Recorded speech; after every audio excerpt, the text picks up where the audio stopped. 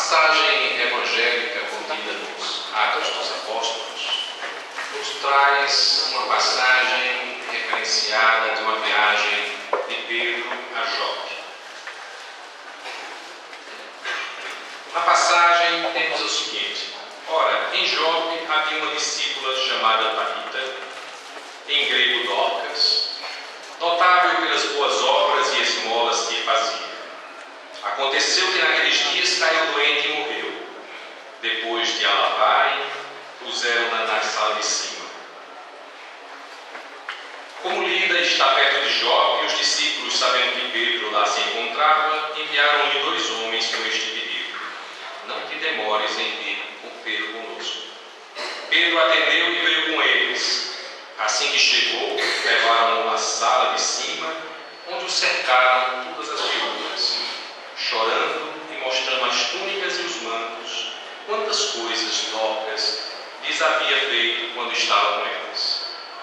Pedro, mandando que todas saíssem, pôs-se de joelhos e orou.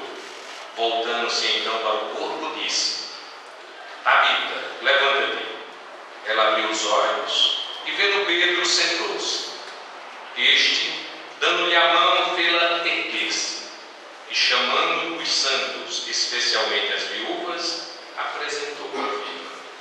Espalhou-se a notícia por toda Jope e muitos creram no Senhor. Essa passagem evangélica é tomada pelo Espírito Emmanuel, numa abordagem para buscar analisar a profundidade do simbolismo aí contido. Primeiramente, porque estamos diante de uma situação que merece o auxílio, mas um auxílio dado por Pedro, no seu simbolismo, e que é todo parecido com aquele outro, em que ele, em companhia de João, também ajuda aquele que era aleijado e que o ergue para que ele adentre ao templo. Essas 2 circunstâncias vão mostrar Pedro na utilização das suas faculdades mediúnicas extraordinárias, possibilitando o despertar daquela que era tida como morta, para que ela recuperasse as suas faculdades e pudesse encaminhar a vida, já tomada de uma outra perspectiva. Era uma mulher boa, segundo se comenta, das boas obras, segundo é trazida no texto evangélico, mas ali tocada pela ação do apóstolo. Ele que poderia simplesmente dirigir-se a ela, não só o dirigiu, mas fez questão, no simbolismo de erguê-la, traduzir a lição emborredora do Mestre de que é preciso, na ação caritativa, ter não só o discurso, ter não só a palavra que ilumina, mas também o gesto que nos movimenta em direção ao outro e nos aproxima na atividade incessante de procurarmos elevar os nossos semelhantes no processo em que nós mesmos nos vemos nos elevando a cada instante. Eis porque essa passagem é trazida pelo Espírito Emmanuel, numa sua reflexão, como importante para nós outros, que adentramos no universo espírita e que, banhados pela luminosidade da mensagem, somos convocados também a nos movimentarmos em direção aos nossos irmãos, buscando erguê-los, para que, iluminados com a palavra do Cristo e erguidos pela ação que nos faz pensar numa sociedade que podemos construir solidária e fraterna, como expressão na ação do cotidiano de cada um de nós, a ação cotidiana de cada um de nós que representa a vontade do Cristo, tal como ele explicitou nas suas lições imorredoras, experienciadas no monte, porque no monte ele não só fez o discurso, como nos lembra Emmanuel, mas ali também ele fez as multiplicações dos pães, de modo que é preciso refletir na experiência do Mestre, a conduta que cada um de nós queremos definir para as nossas vidas, de tal sorte que a orientação de nossa vida possa se permear pela lei maior que o Cristo nos apresentou e que evidencia-se numa frase simples e de um poder extraordinário, que de tão simples e de tão extraordinário, há 2000 anos estamos em sucessivas encarnações tentando nos aproximar do seu significado, para que possamos compreender a riqueza que ela nos traz para a própria evolução do planeta Terra. Sabemos que a lei maior é amar a Deus sobre todas as coisas. Quando um judeu pergunta ao mestre, provocando, mas afinal de contas, mestre, qual é o maior dos mandamentos? Amar a Deus sobre todas as coisas. E o Cristo ainda aduz aquela afirmativa. E esta outra, que tem a mesma importância, amar ao próximo como a si mesmo. De modo que não há como ter um amor ao Criador, nos isolando dos nossos irmãos de jornada. O amor ao Cristo, o amor ao Pai Criador, ele se expressa na doutrina do cristianismo, rediviva pela doutrina espírita, exatamente no movimento que nos faz perceber o outro como membros da família universal, tal como Cristo nos apresentou o Criador, para que saibamos que os que jornadeiam conosco têm todos eles a chama divina e que por isso mesmo somos todos irmãos. Essa perspectiva nos coloca uma ideia inteiramente nova, porque a ideia de caridade, ou seja, essa aproximação do outro, esse trazer os problemas, as carências, as necessidades do outro, sentindo-as como se fosse a de nós próprios. É toda a expressão daquela que o Cristo nos diz. É preciso amar ao próximo como a si mesmo.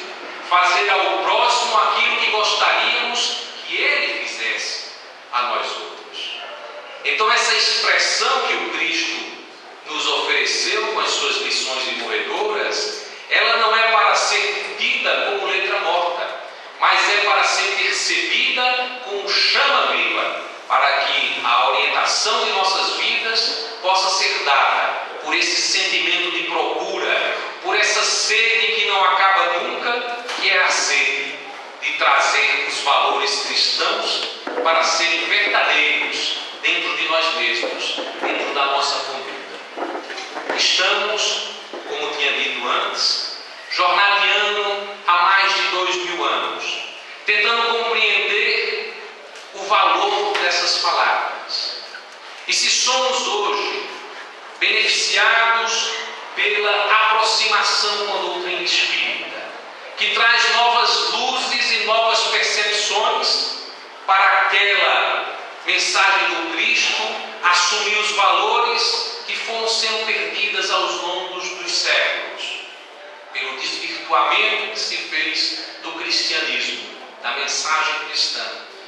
E quando o Espiritismo nos traz essas luzes novas para a percepção do Evangelho, de modo a percebermos o valor da nossa existência como sendo uma existência que ultrapassa o próprio limite da existência carnal, mas que não só esse, que ultrapassa inclusive os intervalos entre uma e outra encarnação, e que ao longo de várias encarnações e dessas interrupções em que estamos no retorno à pátria espiritual, em todos esses instantes estamos vivenciando, experienciando esse processo de aprendizagem que nos faz perceber agora, 2000 anos, o valor, pelo menos naquilo que nós podemos entender, ainda com a nossa imperfeição, o valor de nos entendermos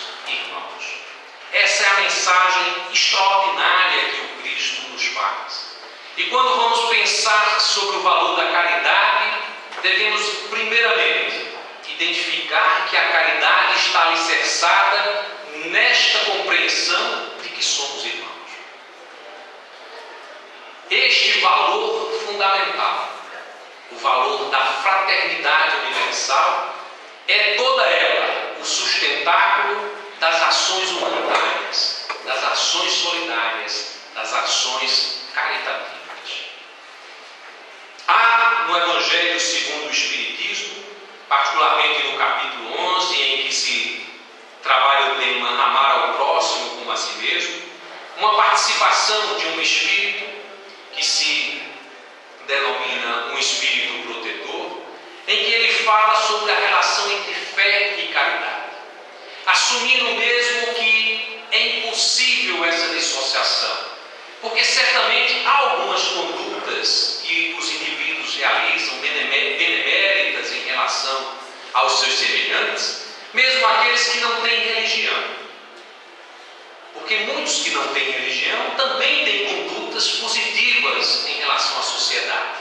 Mas certamente, mesmo esses que se dizem sem religião, possuem uma fé, uma ligação com a bondade, uma ligação com a dimensão espiritual, mesmo que ele não o perceba. Porque esses valores que o conduzem em sua vida, e vejamos, o materialista ou aquele que se diz cristão, mas não tem uma religião, aquele que diz acreditar em Deus, mas não tem uma religião a qual possa se ligar efetivamente, é também um espírito milenar, como todos nós. Vem acompanhando as trajetórias de aprendizados há muito tempo. Em algumas circunstâncias, esses que não têm religião hoje, em algum momento teve contatos, mas que por algum motivo, por alguma decepção em uma das encarnações, quantos não foram os que se decepcionaram com a religião em função dos ataques que foram desenvolvidos àqueles que pensavam, pela Inquisição, por exemplo. Todos os que sofreram com as cruzadas, todos que sofreram com as guerras religiosas, eles renascem com essas marcas e se ausentam e se distanciam da religião. Mas as suas experiências que os ligam a uma visão do bem, do mal, elas estão dentro deles e fazem parte da sua experiência milenar.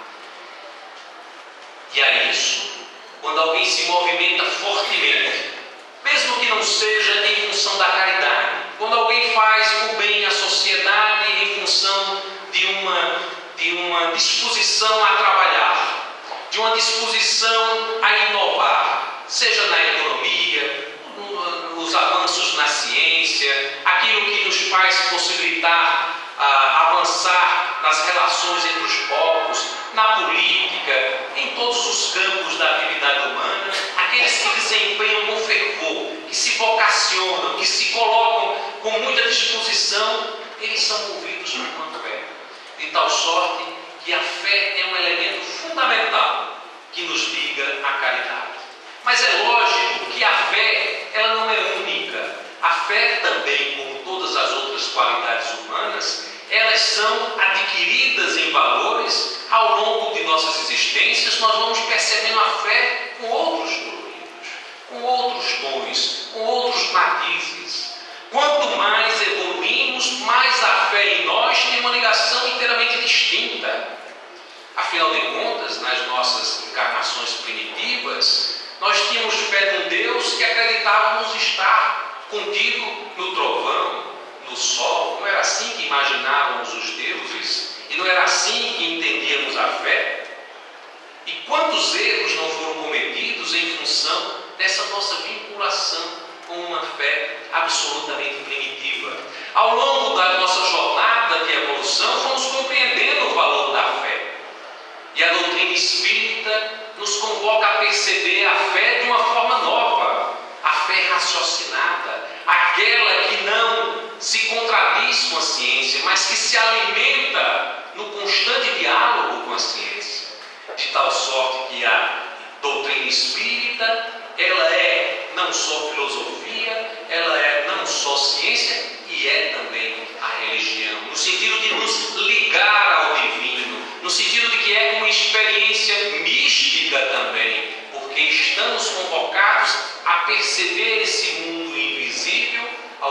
nós com capacidade de fazer essa mediação entre os dois mundos, mas essa fé nos renova no contato divino a entender o chamado do Cristo, que há 2000 anos nos convoca: amemos os nossos irmãos, amemos os nossos irmãos, ou a fazer como o evangelista, João, o evangelista, que já há quase centenário, em suas últimas aparições diante dos seus irmãos cristãos, ele aparecia simplesmente nas reuniões, ele já não tinha força para fazer os seus discursos, os seus sermões, e apenas dizia: queridos filhinhos, amai-vos, amai-vos, amai-vos sempre. Então esse é o sentido maior da nossa existência, o aprendizado do amor. E esse aprendizado do amor, quando ele vai se fortalecendo numa visão de fé renovada, nos vai sendo impossível resistir ao chamamento do Cristo para olharmos os nossos irmãos e percebermos nas deficiências existentes na carne, nas dificuldades que muitos estão enfrentando, dificuldades que não são deles, os outros, porque os outros e eu e os outros somos membros da família universal, somos filhos de Deus. Essa percepção ainda não nos é tão clara, certamente. Nós ainda, quando pensamos em irmãos, olhamos de lado para a nossa família e dizemos: eu sei o que é um irmão, eu sei o valor do irmão. Na realidade, muitos de nós têm dificuldades até de amar o irmão que traz na família da carne. Mas ainda nessa experiência familiar, em que vamos aprendendo essa experiência de amar fraternalmente em família, nós vamos tendo a oportunidade de ampliar os nossos horizontes. E novamente eu falo a palavra irmãos, e essa nossa percepção já alcança os nossos amigos, já alcança essa nossa assembleia. E se percebermos uma dimensão espírita, alcança essa assembleia não só no que ela representa, das cerca de 200 e tantas pessoas que aqui estejam na carne, mas como todos os nossos irmãos que nos acompanham em espírito, acompanhando essa assembleia e proporcionando uma integração entre os dois mundos na reflexão do Cristo, dos valores do seu Evangelho. Já temos uma visão já mais ampla. Mas aí, a convocação que nos é feita no Evangelho segundo o Espiritismo, refletindo a mensagem do Cristo, é dizer: amai os criminosos. E aí a nossa percepção já é tomada de um susto. Peraí, eu estava falando num ambiente tão bom, estamos todos aqui, irmãos, na carne, nessa assembleia, 200 e tantas pessoas aqui presentes, aproximadamente 300, multiplicado talvez por 2, quando considerarmos os nossos amigos do plano espiritual. Estava tão bem. Por que você chega e nos traz a ideia dos criminosos? Porque somos todos filhos de Deus. E porque a mensagem do Cristo não foi direcionada para os seus seguidores. O Cristo o tempo todo direcionou a sua mão para erguer aquela mulher adúltera que era considerada fora da lei. Ao ser crucificado diante dos 2 ladrões, dirigiu a palavra a um deles, afirmando que ele teria entrada no reino dos céus. E há os que dizem sim, e o outro. É dito, pois, que o Cristo resgatou o bom ladrão, e Maria depois foi resgatar aquele outro que era considerado o mau ladrão. De tal sorte que a bondade do Pai, expressa na manifestação que o Cristo pôde realizar no momento da crucificação diante daquele que se dirigiu a ele e que estava ao seu lado, e pelos relatos espirituais da movimentação de Maria em direção àquele outro, são todas expressões da mensagem do Cristo a nos convidar a enxergar também no criminoso o nosso irmão. Porque essa sociedade, e nós temos manifestado ao longo de várias reuniões, as pessoas estão preocupadas em saber sobre essa transição planetária. Ainda mais porque a preocupação de saber se esse mundo vai sofrer grandes ou tais ou quais transformações físicas. E certamente nós não daremos um passo decisivo em direção à nossa transformação planetária para um mundo de regeneração se não olharmos os nossos irmãos criminosos, os nossos irmãos que ainda padecem pelas doenças graves de um coração duro, de uma moral de pouco valor, de um primitivismo nas suas relações, nas suas sensualidades, se não encararmos todos eles como irmãos. Certamente não temos, pelo nosso nível de evolução, ainda a capacidade de dizer com franqueza aquilo que o Cristo diz: amai os vossos inimigos. Porque essa é uma outra frase simples, extraordinária, de um valor extraordinário para a nossa evolução, mas que sabemos, sabedores que somos das nossas deficiências, que esse é um valor que ainda não temos. Mas nós somos convidados, se ainda não temos o valor de dizer: eu amo esse meu irmão, que é capaz de atos tais ou quais, de fazermos uma oração sentida. Uma oração sentida por aquele irmão que ainda trafega em situações de expiação e que certamente, se a terra, pela nossa movimentação, pela movimentação dos homens de boa vontade, for assumindo cada vez mais uma característica de mundo de regeneração, estes terão que ser deslocados para mundos inferiores, para que a terra cumpra o seu destino de evoluir. Mas nem assim devemos nos afastar da ideia, porque o Cristo nos convoca a perceber a humanidade para além propriamente da terra, porque há muitas moradas do meu Pai, como Ele nos informou. E certamente a terra pode passar para um outro estágio, mas os que trafegam conosco nessa jornada e que estão experienciando ainda experiências na carne ainda não muito exitosas, que caíram nas suas experiências, eles certamente ficarão para trás, por um tempo, mas não se perderão. Porque o Pai não perde nenhuma das suas ovelhas. E é assim que devemos perceber que os criminosos nos rodeiam, ainda nessa sociedade. E nós dizemos: mas como é difícil viver numa sociedade em que há crimes sambados. Essa semana mesmo tivemos contato nos jornais, crime com a barbaridade realizada aqui nas nossas cercanias. Mas bem, por que isso acontece? Por que estamos jornaleando aqui? O Deus, nosso Pai Criador, que o Cristo nos apresentou como amor, um Pai amoroso, como João Evangelista evidencia no seu Evangelho, Deus é amor, Ele é todo justiça. As experiências que realizamos hoje e as companhias que temos que, nesse momento, compartilhar, elas são todas necessárias e úteis ao nosso processo evolutivo.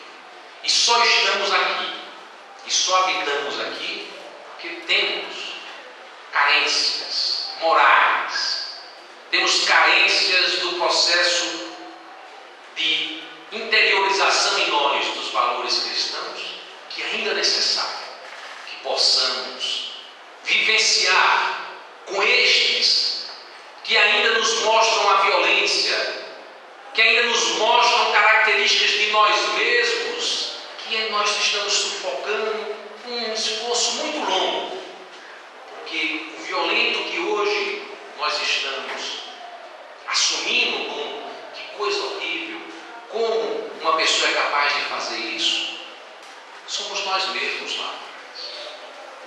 Nós já fomos assim. As nossas experiências anteriores nos fizeram ser sensualistas, violentos. Alguns de nós já jogou pedras na cruz. Estamos agora experienciando uma oportunidade de darmos um salto de qualidade em nossas vidas. E esse salto de qualidade em nossas vidas é certamente banhado pela possibilidade de de incorporarmos no nosso cotidiano uma palavra extraordinária que o Mestre nos oferece como valor máximo para o processo de evolução: caridade. E Allan Kardec afirma peremptoriamente: fora da caridade não há salvação. Fora da caridade não há salvação.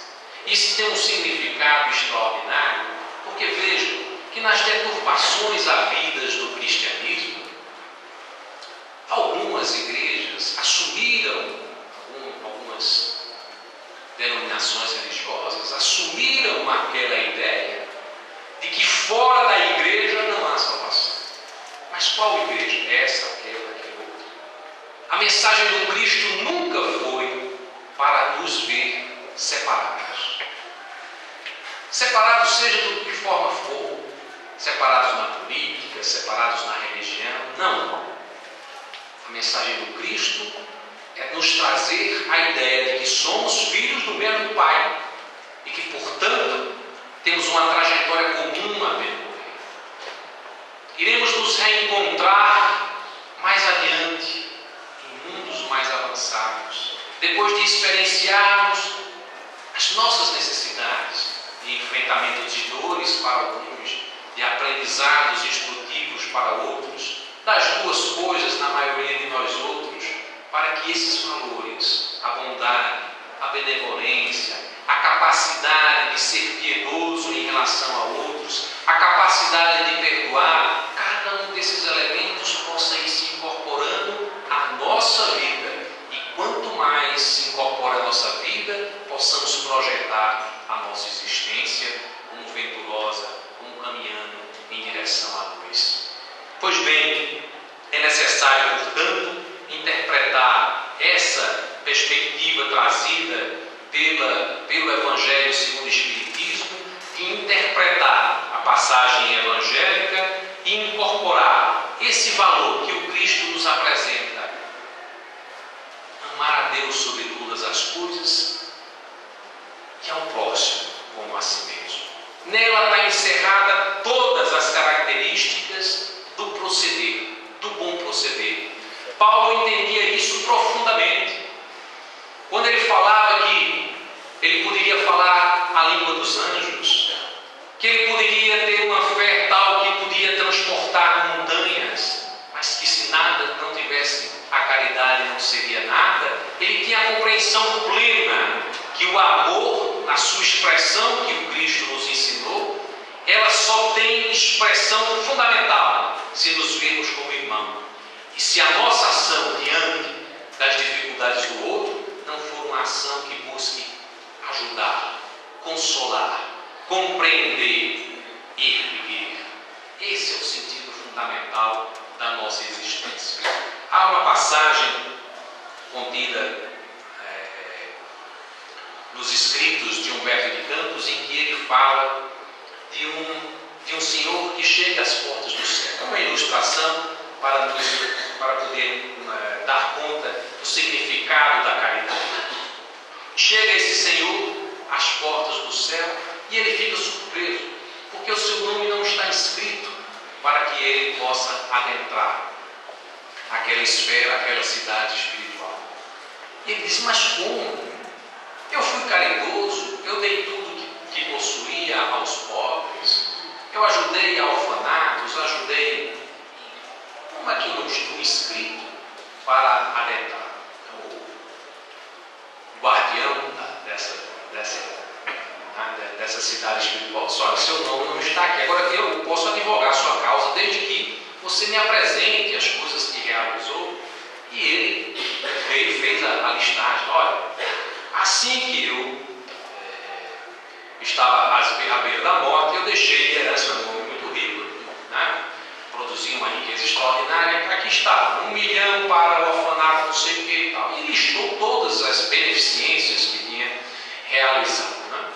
As benemerências. Ele doou toda a sua fortuna, não tinha herdeiros, doou toda a sua fortuna.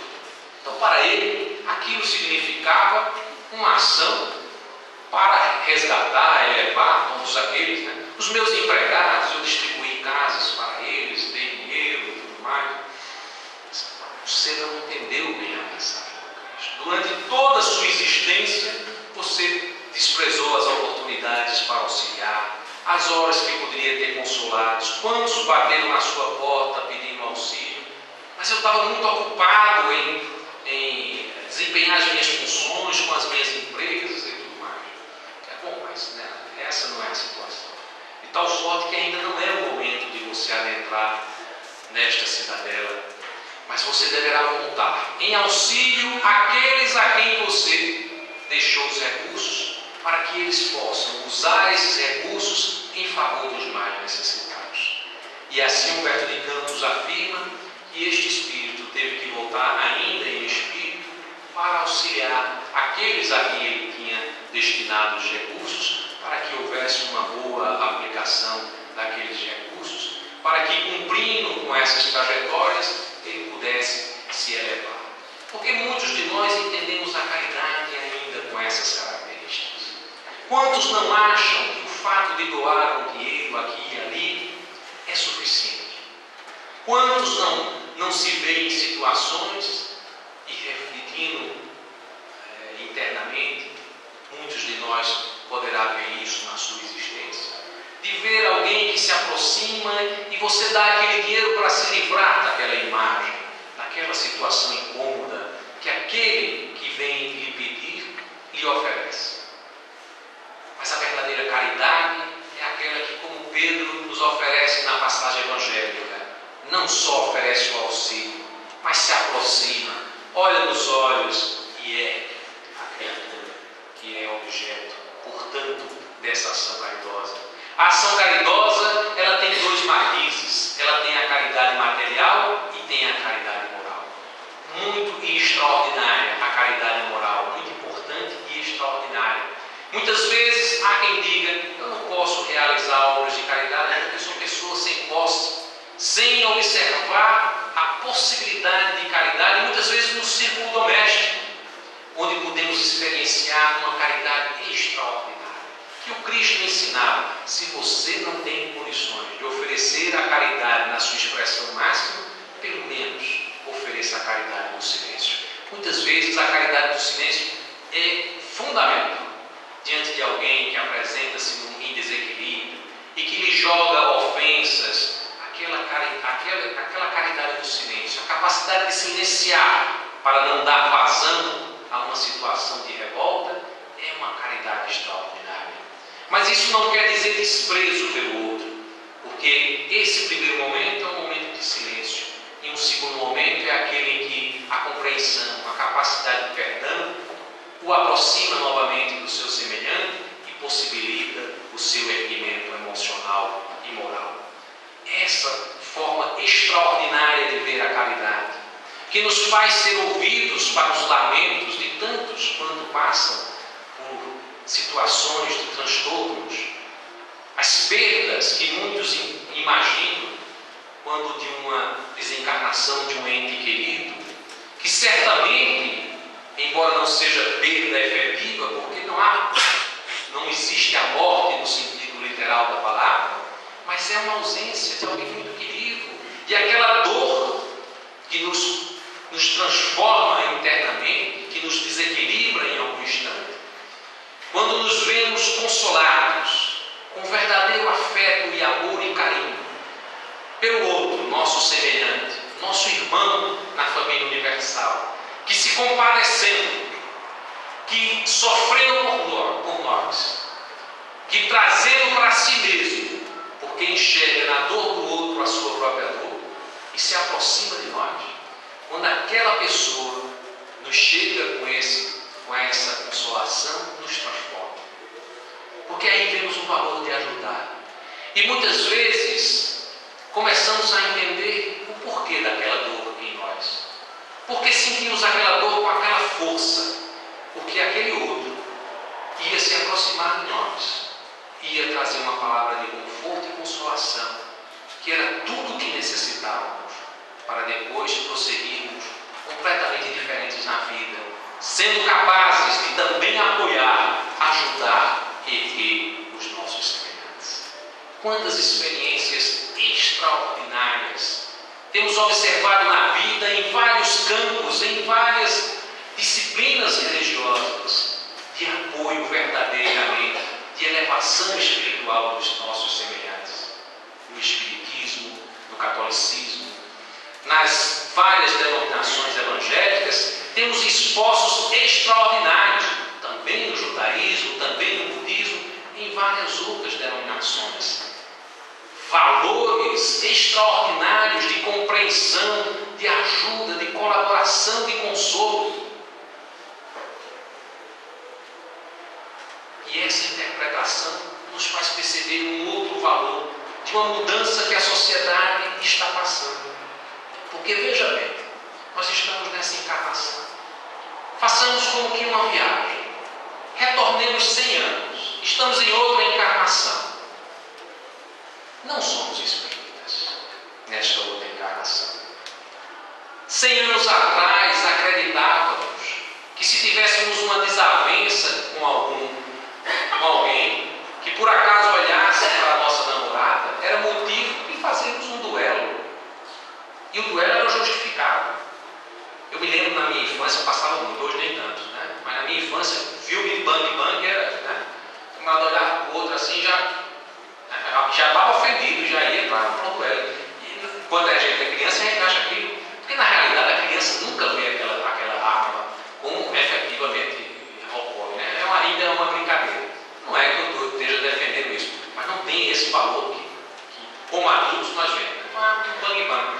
Eu hoje percebo essas situações e vejo, meu Deus, como era fácil, né, o duelo anteriormente. Bastava um pequeno passou, bateu um no outro, não gostou e faz o duelo. Não é que não aconteça isso hoje, ainda acontece de alguma forma, mas aquilo era comum. O duelo era uma coisa legal, legítima. Desde que você fosse ofendido, né? Aquele camarada jogava a luva na sua cara, pô, tá marcado o duelo, vamos nos duelar. Olha que coisa, há 100 anos era assim. Mas quantas outras coisas nós avançamos em pouco mais de 100 anos? Estou falando um pouco mais de 100 anos. Quantas coisas nós avançamos?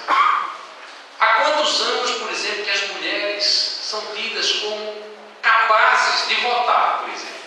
Aí nós pensamos assim, quem são as mulheres? Nossos irmãos em espírito, né? Independente se irmãs ou irmãos. Irmãs ou irmãos em espírito, que têm todos os valores, os mesmos direitos.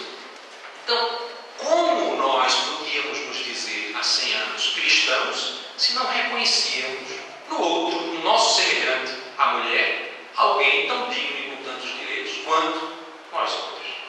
Mas não só isso, nós nos diferenciávamos, e diferenciamos ainda, mas diferenciávamos fortemente em função da cor, em função da religião, e tantas outras situações que levavam à guerra, à morte justificada e todas as outras circunstâncias.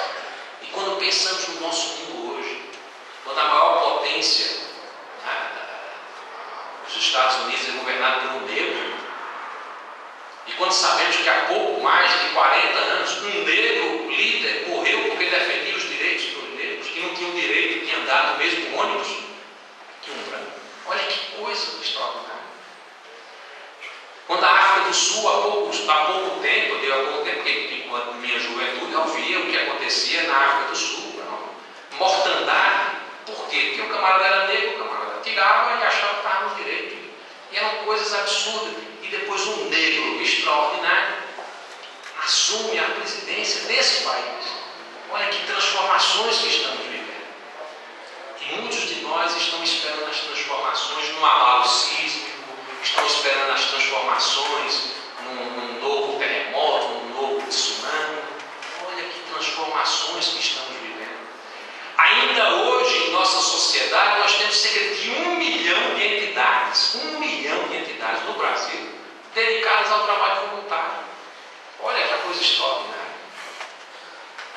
Então nós estamos olhando o outro, só que ainda não percebemos. Esses valores estão presentes na sociedade, mas nós ainda não percebemos. Uma extraordinária católica, Chiara Lubich, realizou uma obra extraordinária. Ela faleceu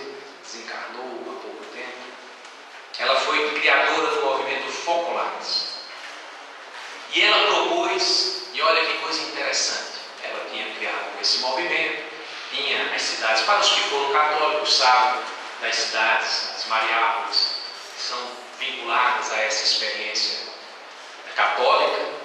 Pois bem, ela numa viagem ao Brasil, particularmente em São Paulo, ela teve uma visão. Ela certamente é uma médium extraordinária, porque há vários relatos dela com visões e, portanto, situações de êxtase e tudo mais. E ela teve uma visão em São Paulo. Ela viu aquela cidade onde toda a prosperidade se erguia naqueles grandes edifícios, cercada por favelas, e ela teve uma visão do Cristo com a coroa de espinhos.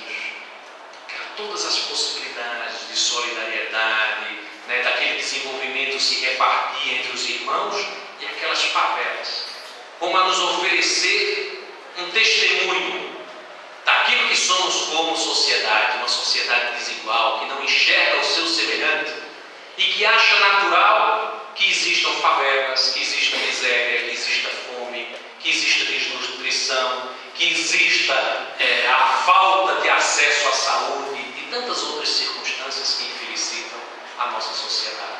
Pois bem, essa extraordinária mulher propôs um novo projeto em economia.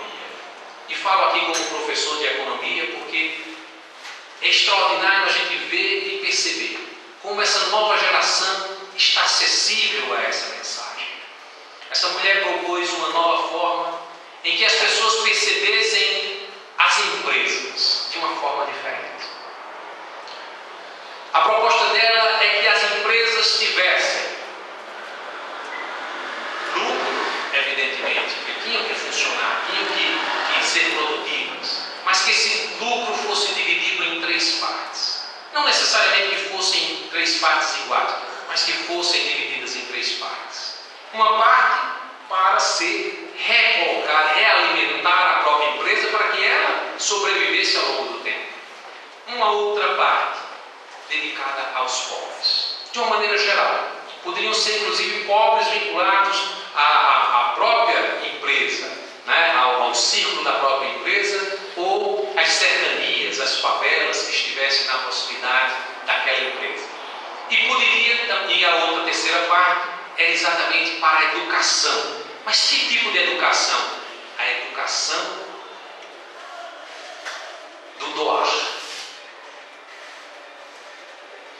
O doar-se.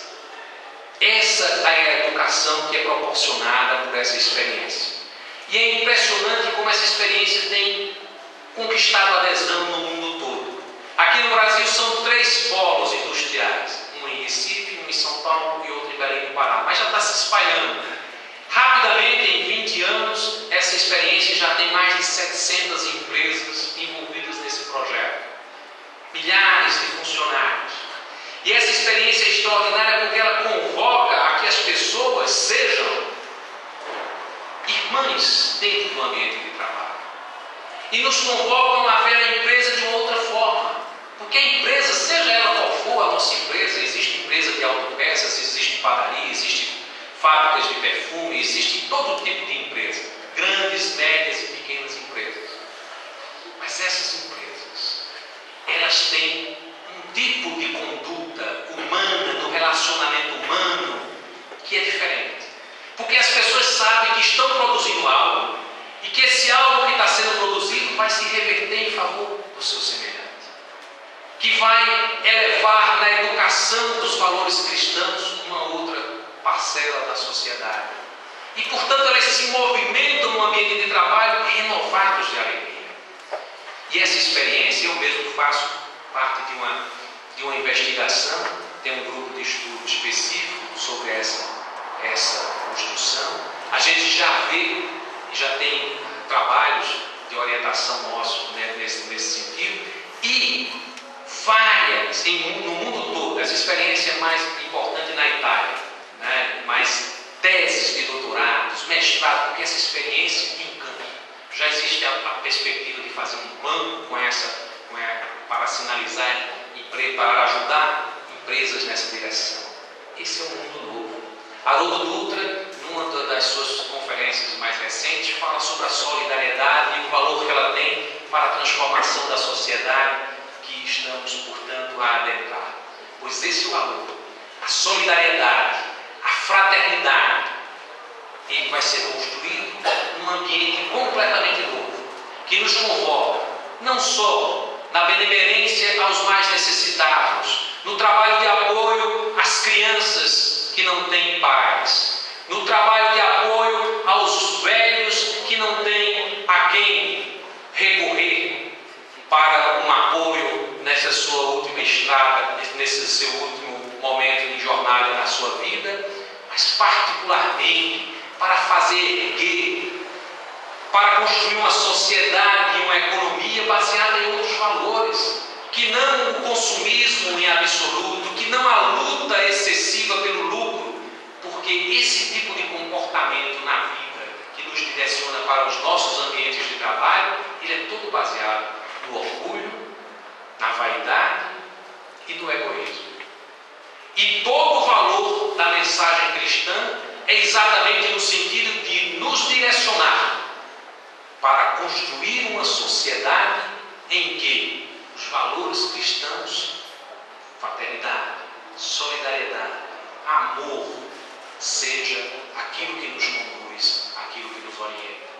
Imagine, pois, uma sociedade onde a economia, por exemplo, que é o que nos organiza todos em sociedade, seja não baseado no fato de que eu quero que a minha empresa seja melhor que a sua, que o meu lucro seja maior que o seu, que eu possa consumir mais do que você, que o meu carro é diferente do seu, mas que tudo que eu fizer, antes de tudo, possa pensar, imaginar, aquele que eu estou me comparando é o meu irmão, é o meu semelhante. Isso tudo se perde em valor, tudo isso perde perspectiva.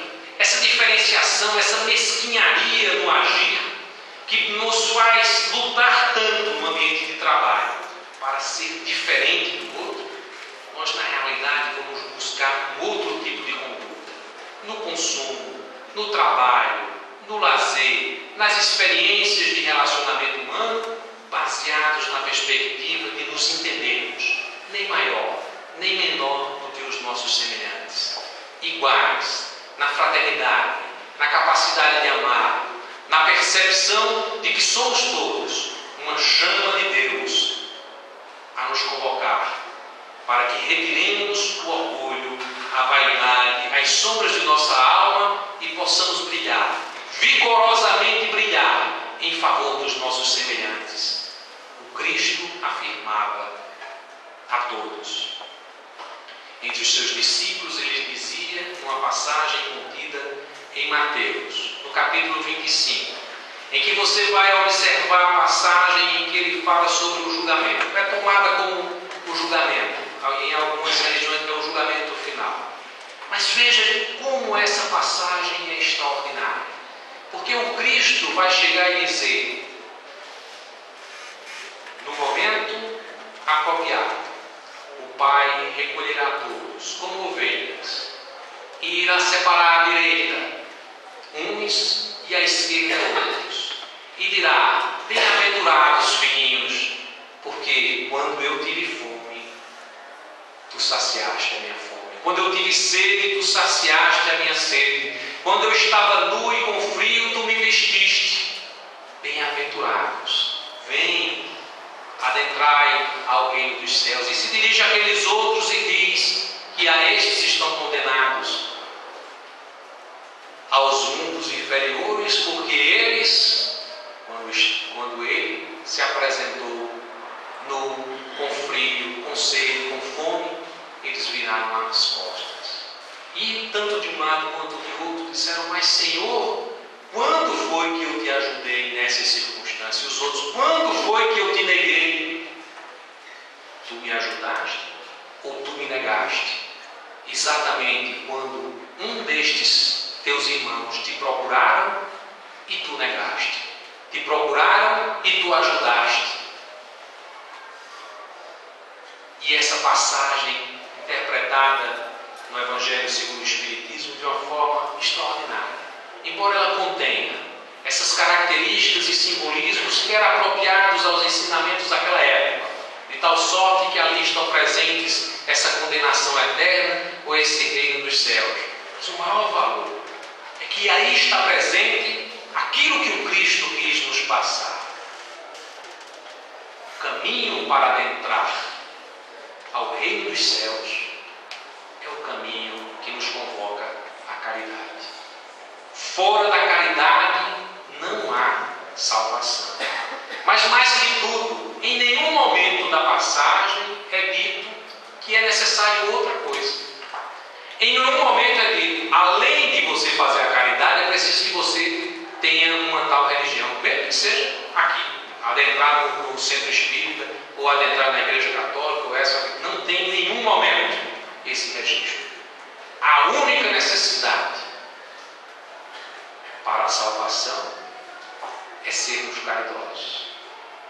E esse é o valor extraordinário trazido pelo Evangelho, pela mensagem cristã, trazido pela reflexão da doutrina espírita que alarga os nossos horizontes, nos convidando a perceber as transformações que o planeta está passando, como transformações dentro de nós, como essa percepção que estamos trazendo, que nos convoca a incorporarmos no trabalho voluntário, em tantas e tantas organizações, sejam elas religiosas ou não, para auxiliar os nossos irmãos, mas para auxiliar, não para fazer de conta que estamos dando algo para que os outros observem, não para ajudar, para nos desfazer de um incômodo momentâneo, mas olhando nos olhos, tocando naquele nosso irmão e erguendo, como o apóstolo Pedro fez, para que o Cristo, na sua mensagem, fosse perpetuado na mensagem evangélica e que nós, outros, 2000 anos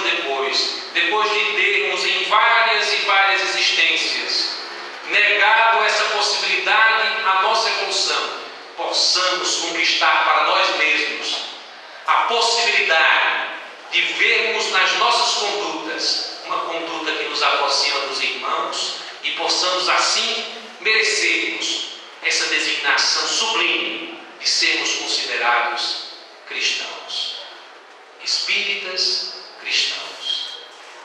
Que o amor do Cristo faça morada hoje e sempre no coração de todos nós.